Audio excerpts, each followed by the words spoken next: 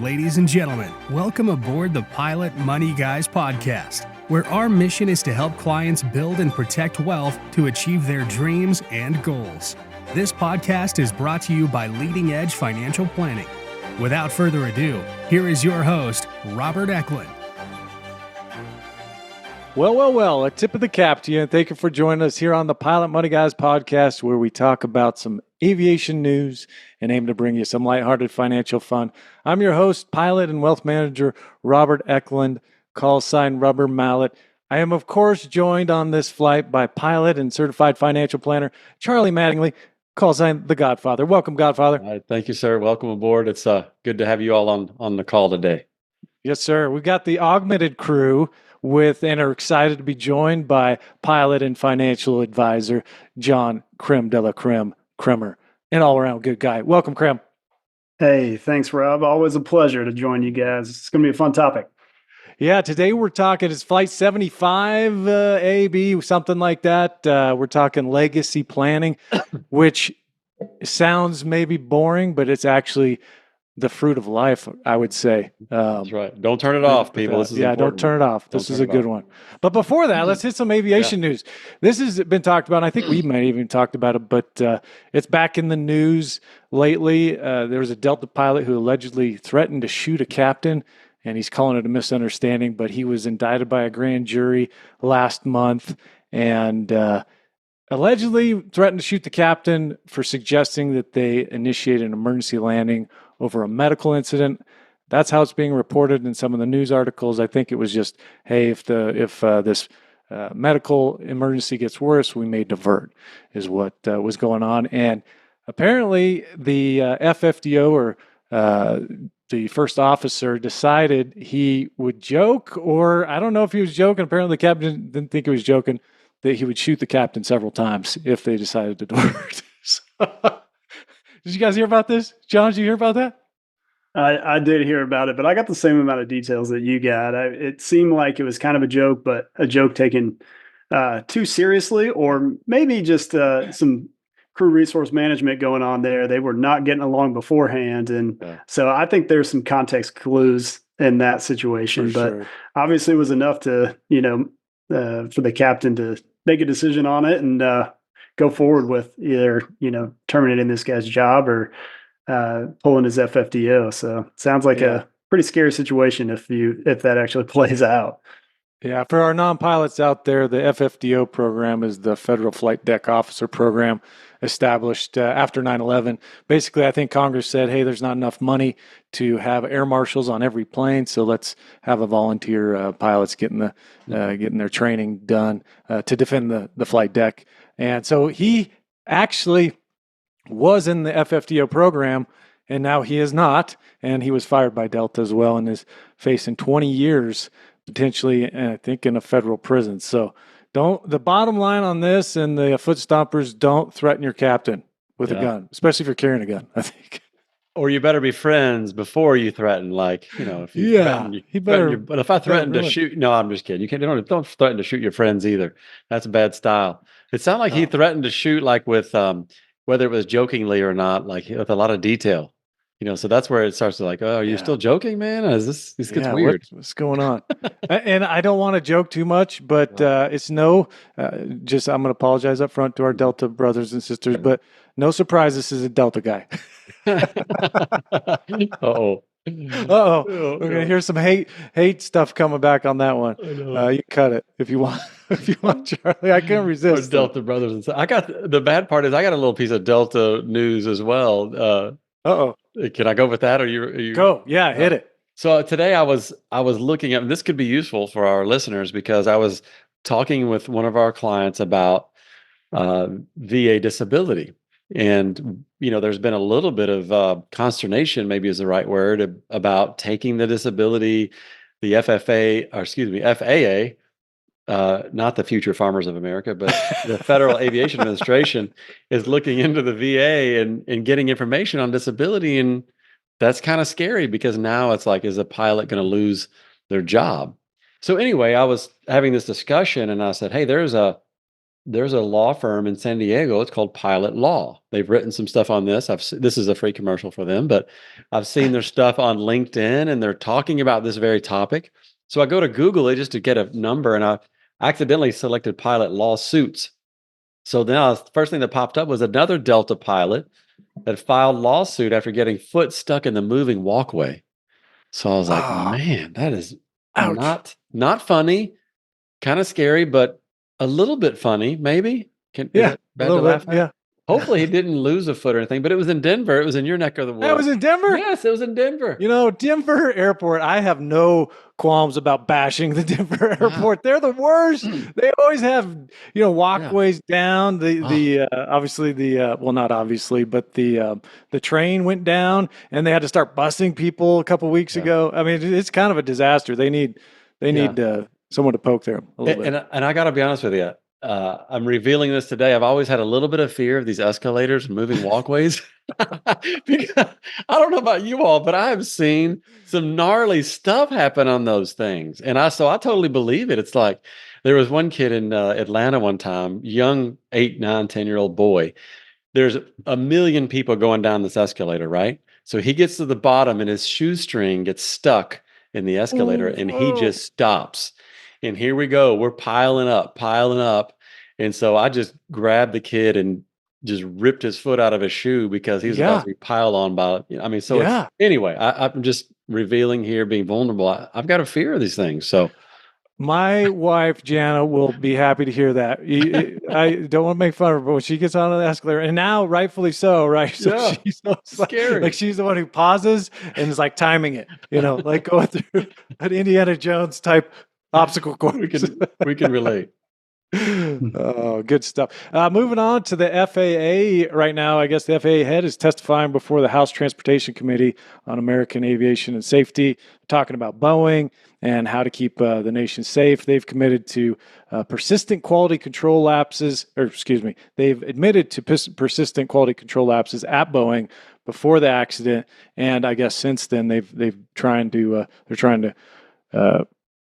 lock it down a little bit and take appropriate and necessary action, those are in quotes, to keep the flying public safe, which is interesting because I think today, I haven't seen it, but maybe it's out, the NTSB, and we're recording this February 6, 2024, the NTSB is supposed to release their initial findings on the Boeing 737 MAX 9 door incident, the door panel blowout, I should say.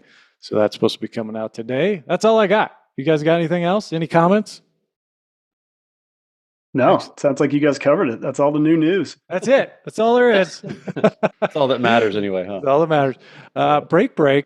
This podcast is brought to you by Leading Edge Financial Planning. We're about to talk about legacy planning and get into the softer side of wealth management and financial advice. Would you like to be intentional about your legacy? Will your family live up to the succession planning phrase, shirt sleeves to shirt sleeves, in just 3 generations? Or will they not? If you'd like help defining your legacy and what you want the world to look like when you're gone, give Charlie a call, 865-240-2292, extension 2. John, what's your extension? I should have asked you before we started, but... No, I think I'm 9. Extension 9. Oh, nice. 2 and 9. There you go. Or give me a call. I don't even say my extension because I'm back there with you. 719-624-7055. Your legacy will be left one way or another. Okay, back to the show. Legacy planning. Charlie, you want to kick us off here a little bit? What is legacy planning? Yeah, I'm going to kick us off by saying what you just said in your commercial there is that you're going to leave a legacy whether you like it or not, whether you know it or not. So you might as well be intentional about it. And so there's some very practical things that we can do to help the next generation, if that is what it is, or a cause that you care about. Leave your imprint, on this earth. And specifically to money, we deal with this a lot in our own families, the families of our clients. We just want to make sure that we make things better, maybe for our kids, or at least not worse. You know what I mean? But there's one example I think that it's almost generational, and that is, I'll take the greatest generation. The guys that went off to World War II. They came back, and man, they had. Well, that was hard, right? A very difficult time period. But their main mission in life was that their kids and their kids' kids will have it better than they did, which is a very noble thing to do. We all want that. But unfortunately, I think this is a massive overgeneralization, of course, but in their attempt to make it easier on the next generation, it actually got a little worse because they didn't grow up with the values, the ethics, or the character, or whatever it might have been that made them successful. The same example can be said for first generation millionaires, and we have a lot of first generation millionaires, I think, in the airline business in general, and with our clientele, as they worked really, really hard. All of us here on the call overcame a lot of obstacles to fly and to get to the earning potential that we have or are recognizing right now. But our kids may not see that, right? Our kids kind of see you come home on your 3 or 4 days off and smoking and joking and having fun, and all is great. So they miss out on this part of your life, our lives, where the dues were paid or the challenges were overcome. So how do we instill that in our kids, and quite frankly, not raise entitled, spoiled brats, to put it bluntly. And I know that that's not likely to happen just because based off of your character, but nonetheless, there are some intentional things that we can do, and we're going to talk about those today. So that's my intro, Rob and John. That reminded me of that quote, which everyone's heard, but hard times create strong men create good times create weak men create hard times. That's kind of the flow of this generational wealth if you're trying to do some of that stuff. And we talked about it before on the show. Legacy planning is tied to estate planning, but estate planning focuses more on distributing assets during one's lifetime and after death. Legacy planning, on the other hand, extends beyond financial matters. It's going to encompass, values. We're going to talk a lot about values today. Memories, impact on individuals and organizations that are left behind when you pass on. It involves non-material aspects of like family traditions. I think is really big in this.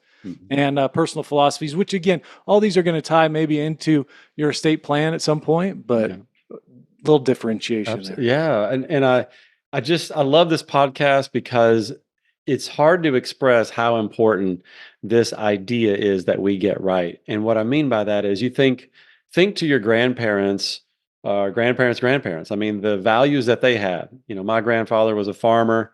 He was a man of faith. And so those values passed down through my mother had a major impact on us 4 kids and our family, and now is impacting my kids. And even more so, we're getting ready to adopt 2 kiddos. We're going to impact those kids from, his life 100 years ago or whenever he was born, So we have the impact, all of us on this call, all of us listening, to impact not only our kids, but our kids' kids, their kids' kids. So we're talking huge, I mean, it's just, I just can't overemphasize how important this idea is. And congratulations. I know it's coming up here, Charlie, on your adoption paperwork. So thank you. Date is this month. So congratulations. Yeah. Thank you very much. I appreciate it. I said that was all I was going to say, but I lied again. But one of the realizations, as a foster parent, John, you've done some of this stuff. I'm always like, somebody said, why are you still doing this foster thing? And I was like, well, I gotta get it right. I gotta keep practicing until I get it right. But anyway, it's a little bit different than your own biological children because you get to start at the very beginning. But my wife and I are a little bit, hard on ourselves sometimes. We're like, hey, we gotta do a little bit better. This is kind of hard. And one of the things I realized as we got nearer this adoption was I don't have to do anything. Just by the fact of removing these children or any children from a very difficult situation, we have literally changed generations just by that one act. So that to me is a kind of an extreme example, but it does apply to biological children or organizations that you may be involved in. So anyway, you can tell I'm excited about this. I'll be quiet for a moment and let you all pile on there. No, that's great. No, I think you're right with, just the legacy of it all. It stems from generations, right? If we're all self-reflective of our own financial decisions, and you look back on the way you grew up, the way your parents interacted with money, the way that your grandparents did. I can see some of those things in myself when I think about my grandma and the way that she was raised and the work that she did for both sides. When my parents got together, they did money a certain way, but a lot of it was just a conglomerate of the way that my grandparents on my mother's side and the grandparents on my father's side all dealt with life and money and all of the things that encompass raising children. So I think there's a lot to be said about just, like you said, the basic needs of a child, right? Creating a household that's safe, creating a place where food's available and they get all the necessities and there's books on the shelves. You're doing a great thing by just providing the basic necessities for kids. And I think it's going to boil down to that really is the reflection of what are the values that you're presenting to everyone that lives under your roof.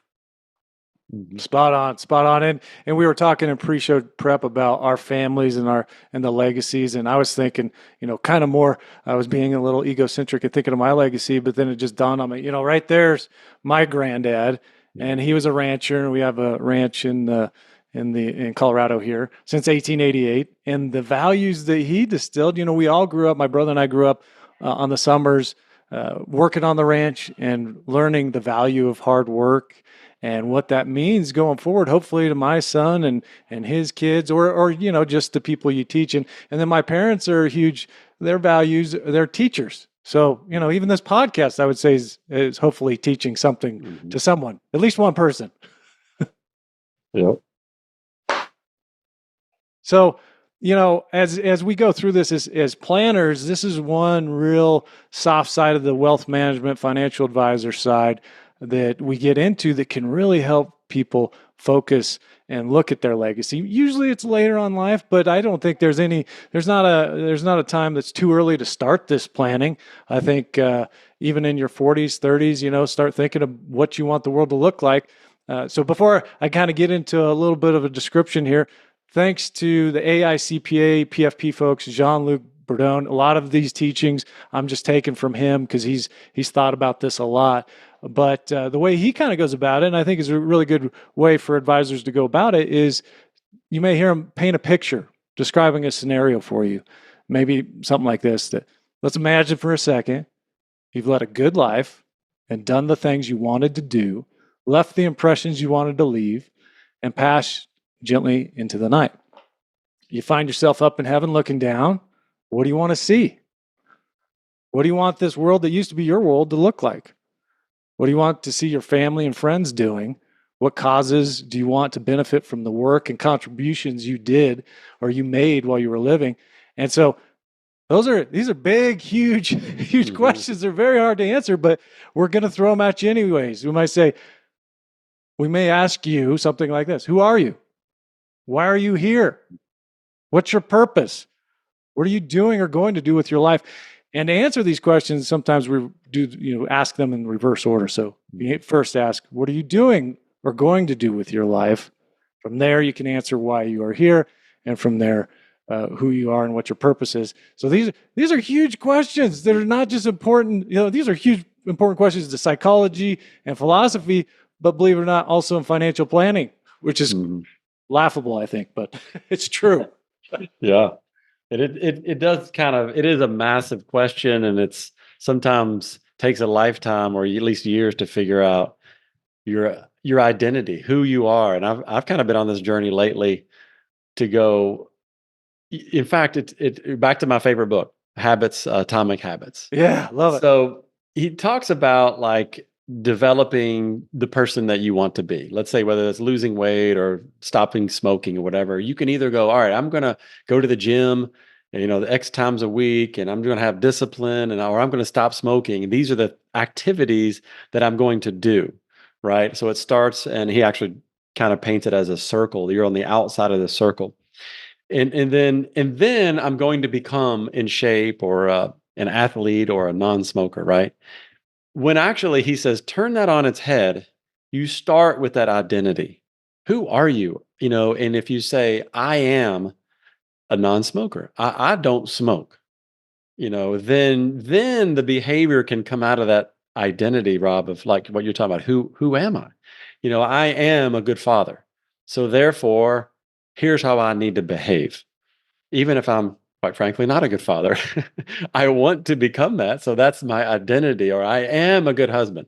So then this behavior flows out of that. So again, I know that's maybe a little drifting from our legacy topic, but I think that's the genesis of what you're saying is where that conversation starts. No, I think it's absolutely germane to it. A lot of these cross over into other parts of planning, but it's important because you have these questions, these huge questions that, a lot of people have never even thought about, or if they've heard it, thought about them, they don't have them answered just yet. So if we think about these and we present them, to our clients and to ourselves in the past tense, that's when we get to a place where we can reflect. And reflection is a big part of what can make you successful and leave a legacy. Get to that point where you're leaving the legacy. You reflect on the story of your life. What to your point, Charlie, I was a good father.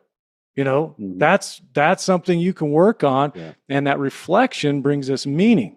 And by defining that meaning of your life, being a good father, we can distill the purpose of our life going forward in our actual lives now. And that purpose is meaning in action. So actually being a good father, you probably, with the Atomic Habits book, whichever we highly recommend everyone read, but you could go through and figure out what are the habit patterns to help you accomplish some of these things. And that purpose in life, of course, ends with your life, but the meaning, on the other hand, can continue on. Yeah. Once we're gone through the vehicle of legacy, and leaving a legacy means leaving meaning to the world, loved ones, family, friends, whatever, whoever your legacy is. So we can't talk enough about this, but I would challenge you to start thinking of these questions and how you might answer them. Yep. Jon, you got to jump in here, man. We just get to talking and it's hard to...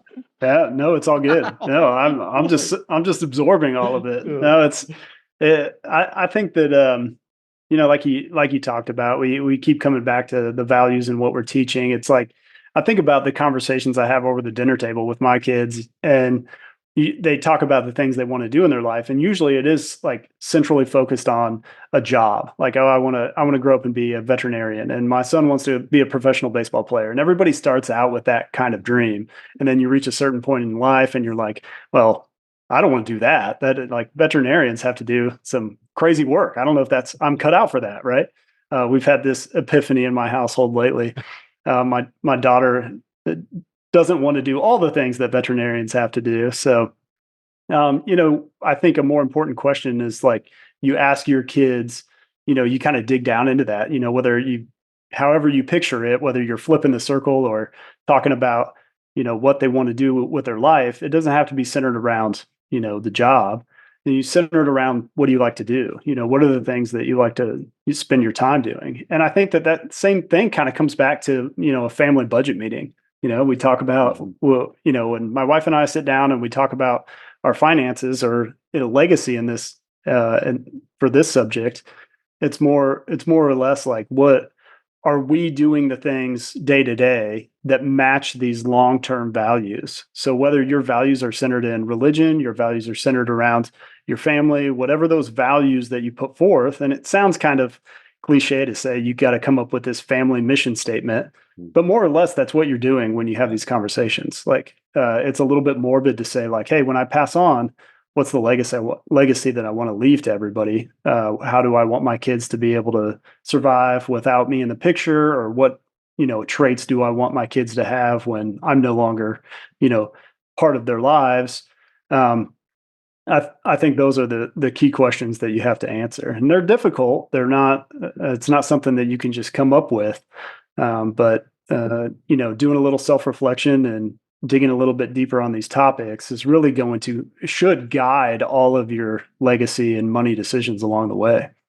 Yeah, that reflection, I think, is so key. The research shows that people who reflect, journaling, whatever process reflection takes for you, it has several positive effects, such as less stress, fewer medical issues, greater happiness, increased academic achievement, higher competency, and perhaps a longer life. I think there's even research that shows that. So this reflection on what you've done, what you're going to do, and even thinking about, I know I'm stealing Charlie's thunder here, but what's your epitaph's going to say? Yeah. What is your tombstone going to say about you when you're gone? And thinking about what you want it to say and working backwards, I think, is super important. So to that end, I think, Jon, how you do some of that is through family tradition, through stories. And so, one of the things that you may hear an advisor ask is, and it's planting that legacy seed, is when we hear about a client's incredible journey or incredible success, the question that should come to a lot of minds is, how is your grandchildren going to hear about that? How are they going to be taught about that? How are they going to know about your success, your hard work, whatever value or principle you have? How are they going to know about that? And, a lot of people aren't going to have the answer. I wouldn't have the answer right away, for sure. But it's planted, that seed's planted, and eventually, the answers will germinate in time, if you will. Yeah. I think the most important thing here, this legacy planning is probably something that happens naturally in a lot of families. A legacy, like I said before at the start, you're going to leave a legacy whether you know it or not. So some of it's natural, but I think if people could do a little mental shift and just bring it from that subconscious level to the conscious level, be a little more intentional about these conversations, these thoughts. And there's something very difficult about facing our own mortality. But if we did it every day, I know there's country songs about this for sure, live like you're going to die or whatever. I know. But I think there's some truth in that, right? Live like you're dying. And that sounds weird and morbid, but I think it's true though. Yeah, it is. And so we just tend to stick our head in the sand. I was talking to my brother-in-law the other day, and he's like, man, I'm staying really busy, which is good, because if I don't stay busy, then I have to face my internal reflection, and I don't really ever want to look there. You know what I mean? Or something to that effect. And I was like, there's truth in that too. We don't want to take the time to do that. But I would encourage people, that listening here is just to do exactly what you just said, Rob. Start with the end in mind. When that one day when you die, what do you want people to line up for, at your funeral or by your bedside before you die to thank you for? What do you want that to look like? And start designing that and be intentional, because if you're not proactive, life will happen to you and you will leave the opposite. And that's very, very sad when we've all seen friends or known of people that didn't leave such a good legacy, and they left people behind without either the knowledge or the character or the means, or a difficult situation. And that goes back to the estate planning. But anyway, so those are things. I think the opposite is kind of a scary thought of not being intentional about this process. I like it. There's I'll run through 7, I guess, steps, if you want to call them that, for legacy planning. Define your values. And this happens, a lot of times. I know you, Charlie, this happens throughout the onboarding process, but you can do this on your own too. Define your values, identify the principles and beliefs that you want to pass on. That's number one. The second part, which I think happens in certain families, and in certain families it just doesn't happen, but or at least intentionally, but it will be passed on via story and tradition, and that's document your personal history, capture your life experiences, achievements, and lessons learned, the ones you want to be passed on.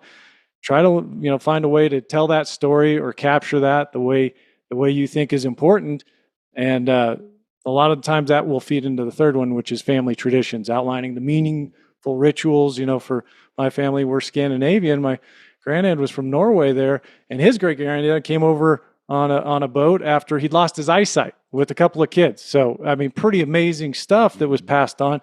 I don't even know that, my ancestry, I'm on ancestry.com, but I probably don't even know the values that have been instilled in me from generations upon generations past. So that's all from family tradition. And, as you get more wealth, which most of the people listening to this podcast are accruing more wealth, you start talking about philanthropy, which is number 4. Consider those charitable contributions. For me and my family, we're doing a lot of kidney research and kidney donation this year. So that's important.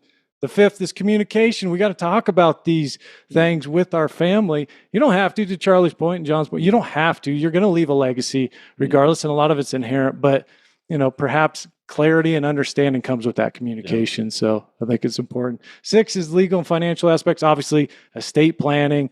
That's a whole area that we get into the wills and trusts and financial matters that you want to pass on that money to help, perhaps with these values and this legacy that you're leaving behind, which, there's lots of different ways to do that through annuities or through investments that will pass on and help whatever legacy, what you want the world to look like, that'll be improved by that money after you're gone, perhaps. And then the final is just recording your wishes, obviously through a will and testament. Make sure that's updated, of course. Throw the financial speak in there. Make sure that's updated every few years for the state you're living in and that kind of stuff. But document specific requests and preferences for your future generation. I talked a lot there. Charlie, John, what do you guys got? Yeah, I'm going to, I'm going to go through just a couple of the examples of family values that we are starting to talk about. My wife and I are just now being intentional. Of course, I've got ideas that I'm doing all the time. She's got ideas that she's doing. Now we're just now getting to the point where like, hey, these are the things we really want to focus on with our kids and our community that, we're serving in our community as well. But specifically, these relate to our family. One of them is stewardship. If we always want to teach our kids about money, and quite frankly, if you leave your kids money, lots of money, without any other training, I think it will ruin them. The opposite probably is better, is to not leave them with any money, but an outstanding work ethic, character, etc. And they might be better off. That's just a speculation on my part. But number one, stewardship for us is a big deal. And that is like, hey, we've been blessed with a lot of awesome things. Let's understand this concept of we are taking care of this. It is our responsibility to make this better, or to turn around with these blessings and bless others. You know what I mean? And that kind of bleeds into another one. But this idea of stewardship is kind of hard to communicate to young kids, but you can start, early. Number two is what that's one of those, Charlie, that you plant the seed. It may take a couple decades, or in my case, a few decades for me to learn and come up with the answer to that seed. That's right. Yeah. And, it's natural for us as human beings to take care of someone else that we like anyway, someone else's stuff almost better than our own at times. So that's kind of the concept. But the second one is generosity. We want to demonstrate that and show that our kids are, hey, we're being generous, and we want you to be generous and with your time or your efforts or your compliments, or when you start making allowance, maybe there too. But Rob, you and I talk about this all the time, man, an attitude of abundance versus scarcity. I may have just had that exact. Did I steal quote. that from you? No, I had it last night with my son. It is so hard. And again, back to the foster thing a little bit. We're taking kids that are 6, 7, 8 that have never been parented. So there's this inherent attitude of scarcity for a lot of reasons.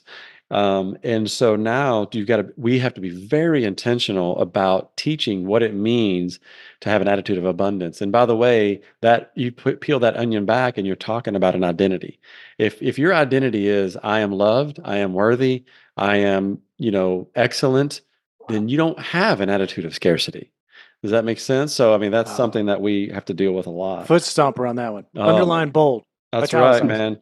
The last one I'll say is that we love to try to teach, and I think this really bleeds over into the money aspect as well. We teach, we do the token economy. One of our other advisors, Mark Covell, taught me this token economy with your kids, where they can earn, and our kids are younger. We have older and younger, by the way. We're a crazy family, but they don't really understand money at age 6, but they understand like a smiley face or something. And when they do understand money, use money. But they can earn these things throughout the week and throughout the day for just, being responsible kids and whatnot. And then they get to take those tokens. And I've already prepaid for, a digital watch or whatever the heck they want, toy. And so the point of this is there's ownership there. They get to have some responsibility. And if they don't make the cut, they don't do what they're supposed to do, then they're held accountable. The other part of that on the financial side is they get to make a purchase. And that purchase may not be fulfilling to them. Like, let me give an example. One of our girls, a foster girl, just bought a watch, that I purchased, and she lost it. And so she worked really hard for that money. It took her a while. She bought this watch that she really wanted, and then she lost it. And so rather than try to bail her out of that or rescue that or, hey, I'll buy you another one, my question to her was, well, how does that feel? You worked really hard and then you lost this, and that's very unfortunate. I'm sad that happened for you. But I turned it around on her to go, you're the owner of this entire process. You know what I mean? And I'm sorry that that happened to you, but that's your responsibility. I didn't say that part. And that's your responsibility. Those are the consequences. Again, I didn't say that because she knows that, but I did not bail anyone out, and that's allowing them to feel and experience that ownership, that responsibility. And so I think that helps a lot in the financial side as well. I love it. That reminds me of, I know we're going to talk about this a little bit, but it reminds me of Shaq's message to his kids. And it's not exactly what you're talking about there, Charlie, but Shaq's message to his kids about money is, we ain't rich, I'm rich. Yeah. That's what he said. And he's trying to convey the value of a dollar he's got 6 kids, and he says they're upset with him, kind of, not really upset, but they don't understand why, he's got, I think he's valued at around $400 million. He says, I tell them all the time that we ain't rich, I'm rich, because I want them to go to college. I want them to, get a job, come up with a business idea. And then if they come up with a business idea, they got to pitch it to me just like anyone else, because he doesn't want to give his children any opportunity to use him to advance themselves. He wants them to get it on their own. They'll value it more, according to him. Absolutely. Yeah. That's an interesting conversation. I feel like this has been a topic that I've talked with a lot of people about, is just like this fine line of adversity where like you set all these things up, right? And you have one side that has tons of wealth, and they have trust funds set out, and they have estate planning that all their kids, and the kids, at a very young age, know that they're going to be set up with this system, or they're already in a wealthy family. Like, it doesn't, a 6, 7, 8-year-old, by the time they're that old, they kind of know how much money you make. Even if you don't tell them, they know what kind of car you drive, they know where you are in that socioeconomic scale, more or less.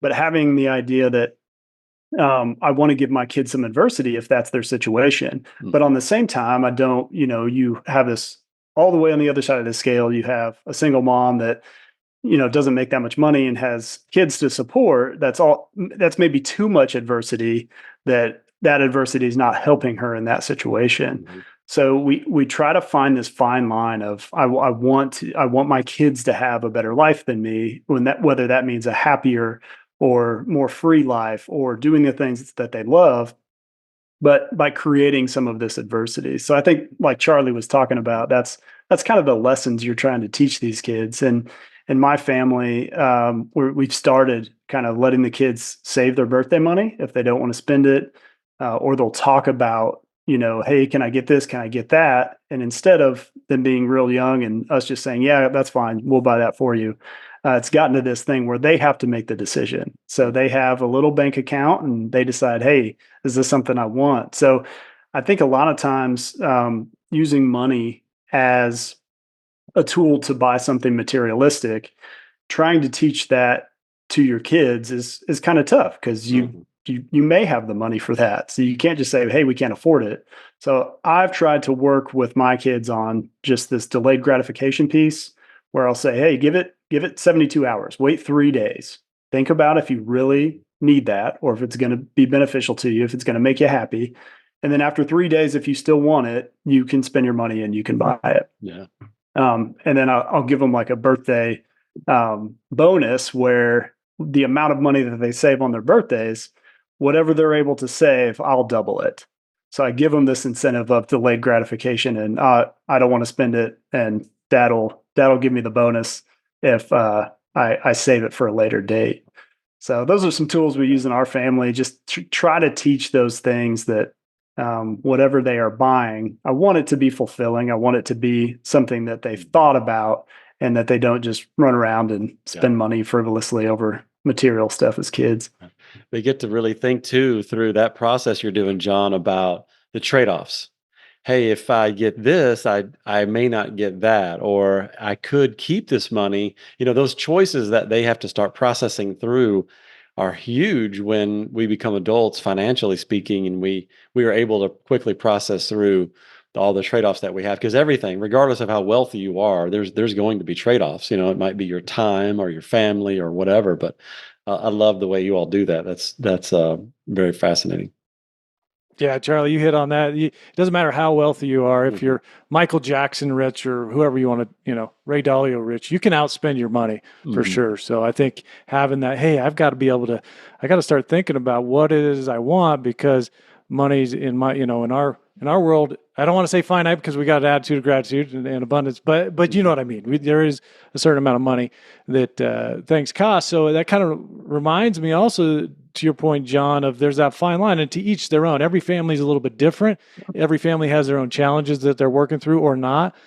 But as most folks get higher in wealth or attain more wealth, that's when perhaps it gets too easy for the kids, and they just kind of walk through it. So there's a great book out there called Family Wealth by James E. Hughes Jr., and he kind of runs through this. I think he's an estate planning attorney, but he talks about succession planning and how basically anyone who gets a new contract or gets a promotion, his first question to them is, great, who's gonna be your successor, at the CEO level and things like that. So it's something to think about. How are you going to be, who's going to succeed you? What, even in roles as in your family, I think start thinking about succession planning and how that's going to be passed on. And he talks about the Vanderbilts and the Rockefellers. The Vanderbilts are the example of what not to do. They basically do the shirt sleeves in 3 generations. And the first generation builds it up. The second generation goes to school and gets some education. And then the third generation spoiled and lose it all. And the fourth generation's back to the shirt sleeve. So that's kind of the mantra he gets to. And the Rockefellers, on the other hand, there's a lot of cloudiness surrounding the Rockefellers, but apparently they're doing it the right way. And some of what they've been able to distill is they start with philanthropy, and the grandparents teach the grandkids about philanthropy first. And they're big on education, but always, at least from our understanding, is they treat every generation as if it's a first generation family. So that you're not, you don't get to just take money from the trust fund or whatever. You have to, go to educate, get some schooling, start a business, and add to the family, not just take. Absolutely. I would say that the more money you have, it is possible from generation to generation, to be very responsible, high character, not trust fund babies, I guess is what I'm getting at. But it takes a lot of work, a lot, and a lot of intentionality, a lot of planning, and it can be done. And I think a lot of our people need to think about it, because they are going to leave a lot of money, whether they like it or not. Sometimes people get to retirement and they're not going to change their spending habits that much. So it's something that people need to be thinking about. But Rob, if it's okay, I'll just kind of hit on 3 things here from our conversation. Like, I think number 1, communication. We've talked about it the whole time. You've got to communicate either with your spouse, if you're married, if you're not, trusted friend, advisors, whatever, about what you want, and bring it to the surface. That's what a conversation does, is let's just get it out there. And then maybe we start taking action based on some conversation and discussion. Number 2, I think, for our pilots listening, that their kids have not seen the obstacles, the challenges. And so there really could be some negative learning there, right? The kids just see the money and maybe a few nice toys or whatever. So I think, again, communication there's critical, because money, like no other topic, can be easily misunderstood. And if you don't bring it to the surface, there will be misperceptions. Oh, my mom or dad didn't work hard and they just got this money given to them, so will I. There's a misperception that's totally not true. So here's a way to prevent that. This comes from one of my favorites, Patrick Lencioni. And he says, when you come home from work or your trip and you're sitting around talking to your wife, kids, whatever, let them know about some of the challenges that you faced. Share with them, because I don't know about you all, but I tend to just not share anything about my workday at all. Like, hey, they're young kids. What do they care? So it feels a little weird maybe to go, hey, I kind of had a rough day today. First of all, they probably don't care. But secondly, if you share a little bit about some struggles that you're facing, it gives them this idea like, oh, my mom or dad or have to overcome challenges, and so will I. It's just part of the process. So that's number two. Share your experiences, become a little bit vulnerable, a little bit more open. I know it's hard for our guys out there to do that, including myself and maybe a couple of you on the call. I don't know. But anyway, the last thing, number three, is I think you absolutely have to begin with the end in mind. We've said that during this podcast. One of the books, Seven Habits of Highly Successful People, Stephen Covey, I believe it is. That's just so true. You have to begin with that end in mind. We do that in planning all the time. And then you kind of back up and you start intentionally designing your life. Otherwise, again, it'll happen to you if you don't make it happen. So That's I love great. it. Krem, what do you got? Well, my closing arguments here. I'm gonna drop another book on you guys. So our listeners are gonna have a full list of books they need to read. So they're gonna have to read like Rob reads in order to get this done. But now I'll throw out psychology. Or listen. I listen to a lot. Oh. Yeah, there you go. Audiobooks. Just audiobook this. Yeah. So Psychology of Money by Morgan Housel is like one of my favorite reads lately. I have a psychology background and I'm finance enthusiast. So this is like right up my alley, both ways. So, but he talks a lot about just like the idea behind money. And I think teaching my kids, that's probably the one thing that's different than my upbringing. Instead of this like mathematical look at money, it's more of like a psychology look at money. So one of my favorite quotes of the book is money's greatest intrinsic value, and this can't be overstated, is its ability to give you control over your time. So it's just the overarching theme of his whole book is that money is a tool. It's not just some finite thing that, okay, I have money and I can buy things. It's more complicated than that, right? So the amount of money you make really just creates this ability that you can spend time with your loved ones. You can do the things that you enjoy. And for our pilots out there, it's not so much about, the money they're making. The happiest pilots that I fly with are the people that use that job to give themselves time back with their families and their kids and their parents. So that's my whole thought on the legacy and working on their legacy. I love it. That's it. That's fantastic. Charlie, any final thoughts? That's it. All right. Here are more than a few quotes for you to ponder as you go about your business. And I like to say business like Major Payne says business. Go about your business. Okay, well, this first one's from Peter Stropel, business strategist. Legacy is not leaving something for people. It's leaving something in people. The next one, you may have heard of him, Ernest Hemingway. I had an inheritance from my father. It was the moon and the sun. And though I roam all over the world, the spinning of it, it's never done. This one gets a little soft. If I start crying, just hold my hand. Legacy, what is legacy? It's planting seeds in in a garden you never get to see. That's Lin-Manuel Miranda, a playwright. And one more for good measure from Og Mandino, one of my favorite authors. I am convinced that the greatest legacy we can leave our children are happy memories. Those precious moments, so much like pebbles on the beach, that are plucked from the white sand and placed in tiny boxes that lay undisturbed on tall shelves until one day they spill out and time repeats itself with joy and sweet sadness in the child, now an adult. That's it. And I'm going to go grab a tissue. Let's wrap it up. We've arrived at our final destination and yours. Let's be the first to welcome you to the end of Flight 75, Legacy Planning. And thank you for joining us here on the Pilot Money Guys podcast. If you have any questions you'd like us to answer on the show, shoot me or Charlie or John an email, john@leadingedgeplanning.com, charlie@leadingedgeplanning.com, or robert@leadingedgeplanning.com. To sign up for our newsletter, go to leadingedgeplanning.com. That's it. If you liked what you heard, please hit the subscribe button so we can reach more people. And remember, as Emerson said, the world makes way for those who know where they're going. And as we say, so plan accordingly. From all of us at Leading Edge, happy Valentine's Day. Thank you for listening to the Pilot Money Guys podcast. It has been our pleasure to share some information with you today.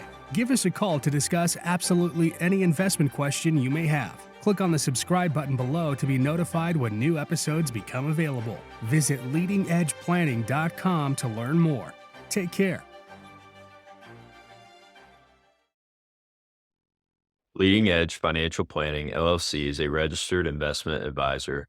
Advisory services are only offered to clients or prospective clients where Leading Edge Financial Planning and its representatives are properly licensed or exempt from licensure. For additional information, please visit our website at www.leadingedgeplanning.com. The information provided is for educational and informational purposes only and does not constitute investment advice, and it should not be relied on as such.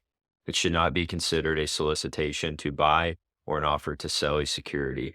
It does not take into account any investor's particular investment objectives, strategies, tax status, or investment horizon. You should consult your attorney or tax advisor. The views expressed in this commentary are subject to change based on market and other conditions. These documents may contain certain statements that may be deemed forward-looking statements. Please note that any such statements are not guarantees of any future performance, and actual results or developments may differ materially from those projected. Any projections, market outlooks, or estimates are based upon certain assumptions and should not be construed as indicative of actual events that will occur. All information has been obtained from sources believed to be reliable, but its accuracy is not guaranteed. There is no representation or warranty as to the current accuracy, reliability, or completeness of, nor liability for decisions based on such information, and it should not be relied on as such.